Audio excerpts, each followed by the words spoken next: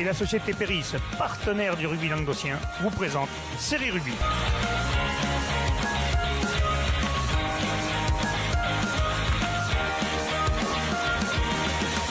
Bonjour mesdames, messieurs, bienvenue à Série Rugby, votre émission sur rugby amateur de la 4e série à la Fédérale 1, avec mes salles chroniqueurs. Salut Bruno. Salut. En forme? Ça va, ça va. Le week-end a été bon? Oui, on a coupé avec le club, donc on a pu aller voir Narbonne.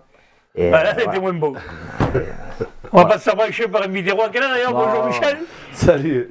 J'ai absolument rien dit. Non, mais avant que tu dises, on prend les droits parce que ça, on est deux contre un, mais à ce moment, on est tellement pas bien dans le classement que tu as été mieux placé que nous. Bon, les gars, je ne permettrai pas de vous moquer. On va parler des matchs qui ont eu lieu ce week-end. Il y avait des matchs en retard. C'était une journée de repli pour beaucoup de séries, sauf pour l'Honneur qui a joué le premier match des phases retour, messieurs.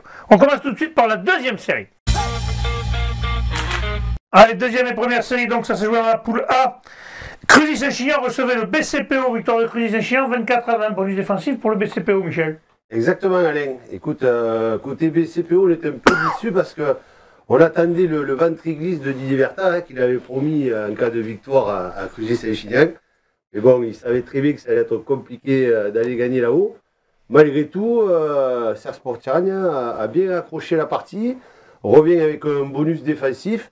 Et il a fallu que Tony Calmel mette quand même 24 points au pied pour Cruzy-Saint-Chinian pour gagner ce match. Ben, félicitations aux hommes de Cruzy-Saint-Chinian. Bon, le PCPO prend quand même un bonus défensif. C'est pas mal. Tout le monde prend un bonus à Saint-Chinian quand même. Non, mais c'est clair, c'est clair. C'est un bon point de prix, ça. Voilà, on sait qu'actuellement, c'est toujours un peu compliqué. Je pense au BCPO. Je sais qu'il manquait les deux frères Fabre qui étaient cas contact, qui ne peuvent pas venir, mais bon, je pense que c'est un peu le lot de toutes les équipes, ça, qui sont un petit peu diminuées par rapport à On va en parler tout au long de l'émission parce qu'il y a eu des matchs remis encore. Ouais, c'est ça. Donc voilà. Ben, écoute, en attendant, ils sont allés chercher un bonus défensif. Ça a été un match avec deux équipes un peu fébriles au départ. Mais voilà, il y a eu de l'intensité et je pense que tout le monde s'est régalé.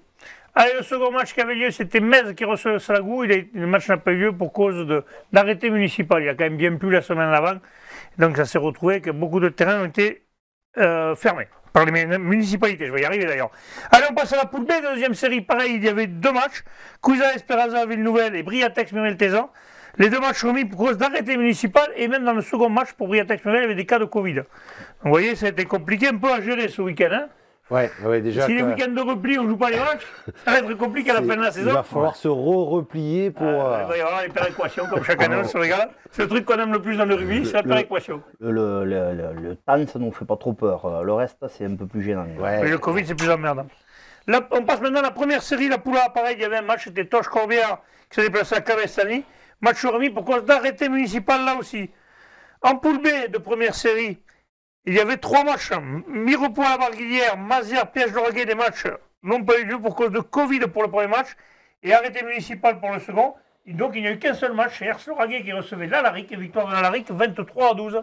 Ouais, bonne victoire à l'extérieur pour l'Alaric qui s'est très bien relancé dans cette poule après un mauvais début de saison. Contre une équipe solide de Ers qui a vendu chèrement sa peau. L'Alaric a dû faire un match sérieux, appliqué pour contrer notamment le paquet d'avant de Ers. Il y avait 11-6 à la mi-temps. L'Alaric aurait pu tuer le match puisqu'il manque quand même.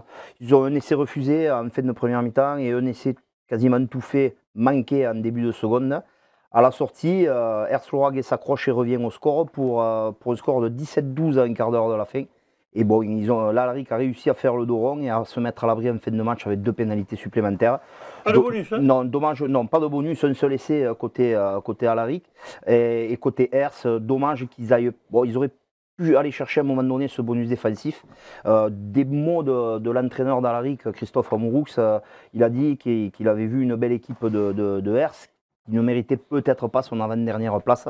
Mais il était très content de ses troupes. Voilà. Et surtout qu'ils font un bon retour au classement, ils sont au troisième. Troisième, c'est pas mal pour l'Alaric. C'est très bien. On passe, messieurs, à la promotion honneur et à l'honneur. Allez, promotion honneur, match en retard. Poussin recevait Mende. Et victoire de Poussin, 49-19 avec un bonus offensif, Michel. Ouais, avec les jeunes. Une large victoire pour Poussin, effectivement. Avec, oui, on nous l'a bien fait signaler, avec les jeunes, hein, parce que les anciens, Ouch, Jean-Daniel, étaient plutôt derrière le grillage. Et d'ailleurs, ils se sont bien occupés de notre correspondant Bubu. Apparemment, il a eu du mal à rentrer. il a eu un peu de mal à rentrer. Il a été très très bien accueilli. Le vin était de face. Voilà. Le vin était de face et il avait la gorge sèche. Et on a quelques images, on voit à l'écran là, de ce match justement où les Poussanais ont plus que dominé Mende. Hein. Mende, bon, on le sait, c'est Mende à l'extérieur. Oui, Ça, alors, oui, fort, mais bon. on sait que Mende, c'est toujours un peu difficile, hein, autant pour aller là-haut, mais quand eux doivent descendre, c'est toujours un peu plus compliqué. Mais ils ont quand même tenu leur match et il a fallu que les jeunes Poussanais prennent les choses à bras le corps sous la houlette de Thibaut Sauvagnac qui fait maintenant partie un peu des anciens. Donc c'est rigolo parce que moi je l'ai connu à ses tout débuts avec cette équipe de Poussins. Donc ça me fait bizarre de voir que maintenant c'est un cadre et un ancien. Eh ben, ça te fait vieillir un peu. C'est exactement ça. Mais en tous les cas, voilà, il n'y a pas de souci. C'est un joueur qui est fédérateur, qui sait amener ses troupes. Et il était très content de son effectif et notamment de ces jeunes qui ont super assuré. Voilà, à noter sur l'état d'esprit, une troisième mi-temps qu'ils ont fait en commun avec Mende. Donc ça, c'est à noter. Ils ont non seulement bien reçu Bubu, mais ils ont même bien reçu les Mandois.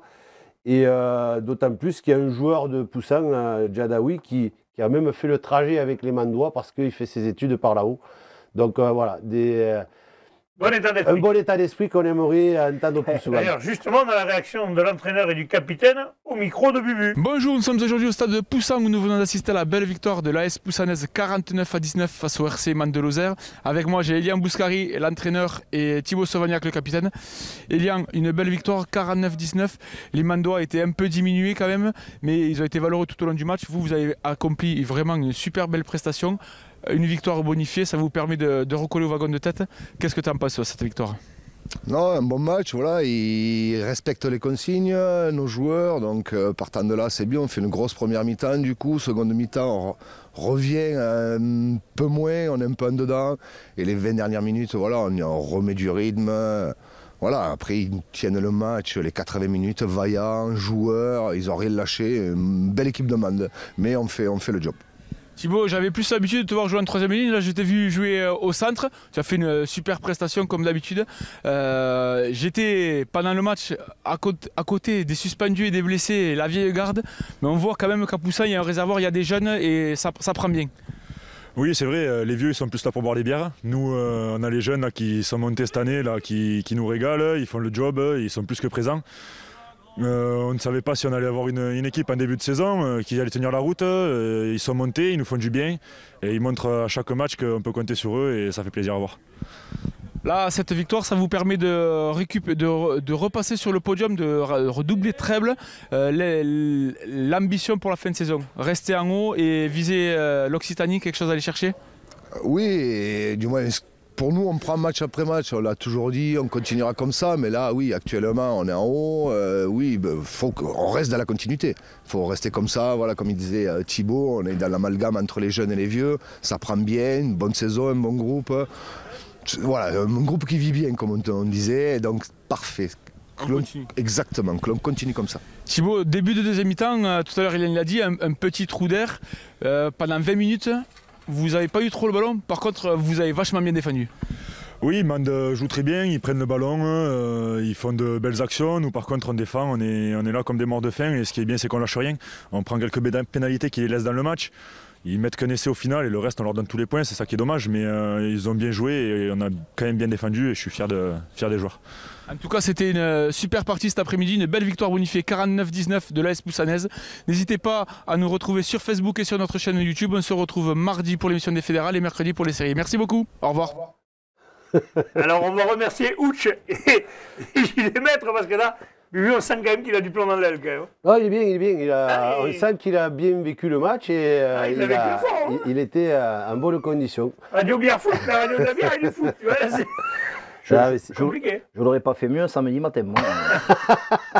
Mais toi, après la défaite. Pas la même catégorie que dirait l'autre.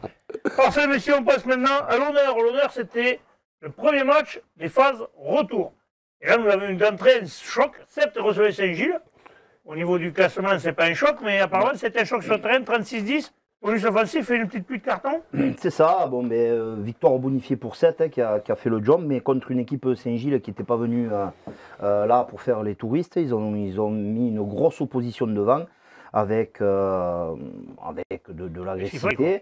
Et il y a eu quelques petits débordements. Bon, c'est pas non plus, mais il y a eu quelques cartons rouges. Donc, pour un match comme ça, c'est peut-être un peu dommage, mais c'est là. L'arbitre a eu la main leste un peu. Je n'ai pas ces infos-là et je ne parlerai pas de l'arbitre. Mais le fait est que 7 prennent 5 points. C'est très bien pour eux. Ils continuent leur que jamais leader de ce pool, 11 points d'avance sur le second. Après, c'est sûr qu'il y a eu 3 cartons rouges à 2. Ça, c'était peut-être pas prévu sur le tableau de marche. Sûrement. C'est 7 qui a pris 3 jaunes, 3 rouges 3 rouges et 2 pour Saint-Gilles apparemment. Pour le prochain match, bon, mais ça manque toujours, quoi. Ouais, d'ailleurs, le prochain match, ça sera contre un des adversaires du match qu'il y avait là. Sijan recevait Bédarieux, victoire de Sijan 23-15.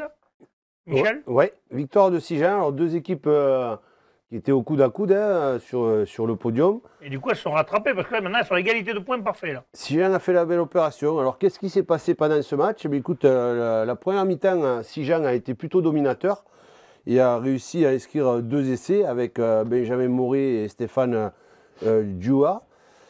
Mais bon, cette domination n'a pas été assez prolifique. Et à la mi-temps, il menait seulement 10-3. Et il s'avère qu'en deuxième mi-temps, Bédarieux a pris la main et a commencé à marquer. Et à son tour, ils ont marqué 2 essais aussi, un de Caz et un de Marco Pena. Et ils se sont retrouvés. Dorian qui joue à la SB ouais, c'est peut-être la famille, il faut savoir. Ah, des Marco Pena, quand même, c'est pas courant comme nom. Il faut demander. Oui, mais je sais qu'il y a un petit frère qui jouait. Corentin, si je m'abuse, et peut-être c'est lui qui est à Bédarieux. Il faudra qu'on mène l'enquête. Bédaricien, quand vous enverrez l'info. On mènera l'enquête. Le tout est que Bédarieux était revenu au coude à coude et il a fallu que Yannick Lepens fasse un exploit individuel en fin de match où il est allé marquer tout seul au milieu des poteaux et il a réussi à donner la victoire à son équipe de Sijan. Il n'y a pas eu le carton rouge là? Je pense pas, mais bon, ils ont quand même privé Bédarieux du bonus défensif qui aurait certainement été mérité pour cette équipe bédaricienne à l'extérieur. Il reste second, mais ils sont à égalité de points avec Sijan pour la nouvelle. Messieurs, oui. Ce point enlevé pourra compter à la fin. Quand on est concurrent direct, comme ça, c'est toujours direct, important. Ça comptera. Tout à fait. Messieurs, je vous remercie. On va se retrouver vendredi avec les matchs à venir de ce week-end. Inspirez bien sur tous les terrains. Ciao.